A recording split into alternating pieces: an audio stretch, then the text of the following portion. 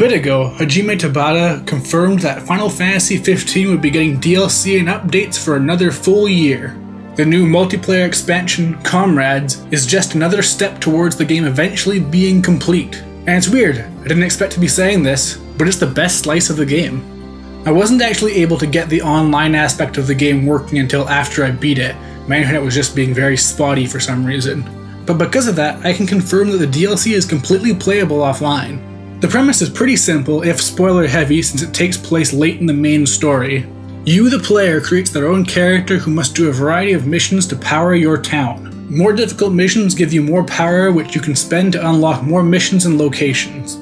It's a crazy coincidence that this DLC and Sonic Forces released around the same time. They're both all about creating your self-insert fan character and going off to fight in a war. In terms of customization, however, I'd say they're opposites. Sonic Forces has very little body customization, but literally hundreds of outfits. Comrades has absurdly in-depth body customization, but your clothing options are limited. As you play through the game though, you can spend the money you earn on new hairstyles, clothing, or tattoos to expand your options. The character customization is cool and all. You can make your very own Final Fantasy waifu and she'll be canon. But Comrades also has a ton of really good gameplay tweaks that honestly make this DLC a lot more fun to play than the base game. There's a lot of basic stuff that adds up. Sprinting isn't a resource you can consume anymore. You can target your allies and warp to them to heal them. When you successfully parry an attack, you do an automatic counter now. And guarding produces a defined barrier which consumes MP. But it's not just small tweaks, there's a lot going on.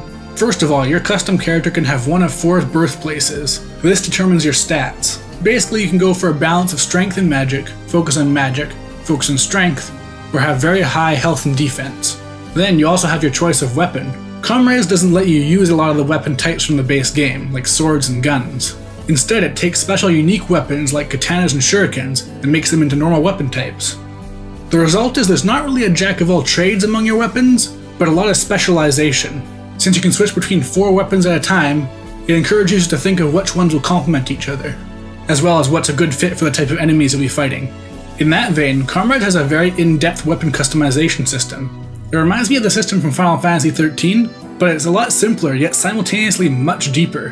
Basically, the items you get from doing quests can be fed into weapons to level them up. Leveling up a weapon increases their raw power, but different material types also give different amounts of experience, as well as modify the stats of the weapon. For example, increasing your health or elemental resistances. There's no traditional equipment in this game, so any stat boost you get will be coming from your weapons.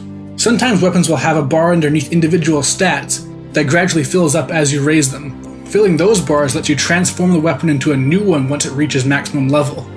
This lets you level it up even further, and also sometimes unlocks a new ability, which is the final wrinkle in the customization system. Many components also have an ability which you can attach to your weapon.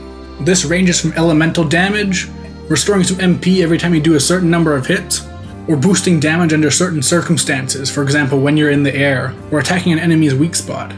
There are also abilities that change how your basic combos work, as well as your magic. Magic also works very differently in this DLC. Unlike the weird grenade system in the main game that didn't really work, magic here is on a lot smaller of a scale. By default you have 2 spells, an offensive blast and a healing spell. Through different gear you can change what these spells do. For example, you can change your blast into elemental magic, which obviously does elemental damage and status effects, but they also function differently. For example, the ice spell is a shockwave around your character that freezes the ground. This makes magic far more viable and fun to use, especially since using an offensive spell in the middle of a combo is as simple as tapping the L2 button. Magic isn't the only change the basic combat got though. All the weapons function a little differently from how they're used in the main game, and I'd say it's for the better. For example, lances now have an ability that lets you dash in a direction mid-combo, piercing through enemies. You do this simply by tapping a direction on the analog stick while attacking. Shields, meanwhile, now transform your sprint into a defensive charge. It consumes MP as you sprint, but it lets you protect yourself while you attack. These tweaks make it feel like I have a lot more control over the combat than before. Fighting is just overall a lot more intense in this DLC. A big part of that is because you have healing magic. There are no healing items. As such, you can't brute force your way past a difficult challenge with item spam. Healing costs MP, which is also a resource for your most powerful attacks. But there's still another wrinkle to all this, in the form of sigils.